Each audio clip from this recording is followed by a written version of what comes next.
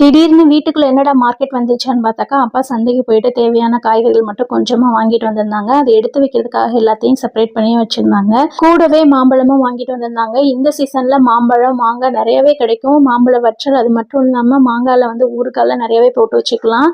இன்னைக்கு லஞ்ச் ரொம்பவே ஸ்பெஷல்னே சொல்லலாம்.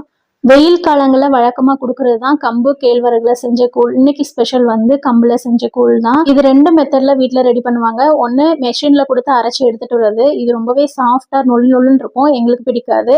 அதனால கம்பு வாங்கிட்டு வந்து கொஞ்சம் ஒரு 1/2 மணி நேரத்துக்கு முன்னாடி ஊற வைப்பாங்க. அப்படிலாம் நைட்டே ஊற வச்சுட்டு படுத்துருவோம்.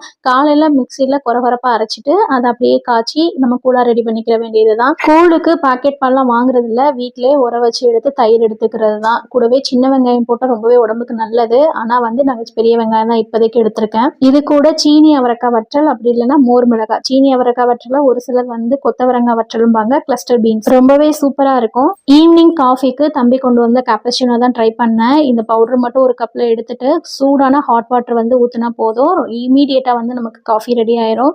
ஹாட் வாட்டர்ல இந்த பவுடர் நல்லா மிக்ஸ் ஆகிற வரைக்கும் ஒரு ஸ்பூன்ல வச்சு கலக்கி விட்டுட்டு கூடவே வந்து கொக்கோ பவுடர் கொடுத்துருப்பாங்க. அதை இது மேல வந்து ஸ்ப்ரிங்கிள் பண்ண விடணும். நான் ஸ்ப்ரிங்கிள் பண்ணி விடும்போதே அங்கங்க கொட்டிடுச்சு. காஃபியோட டேஸ்ட் பார்த்தீங்கன்னா ரொம்பவே நல்லா இருந்தது.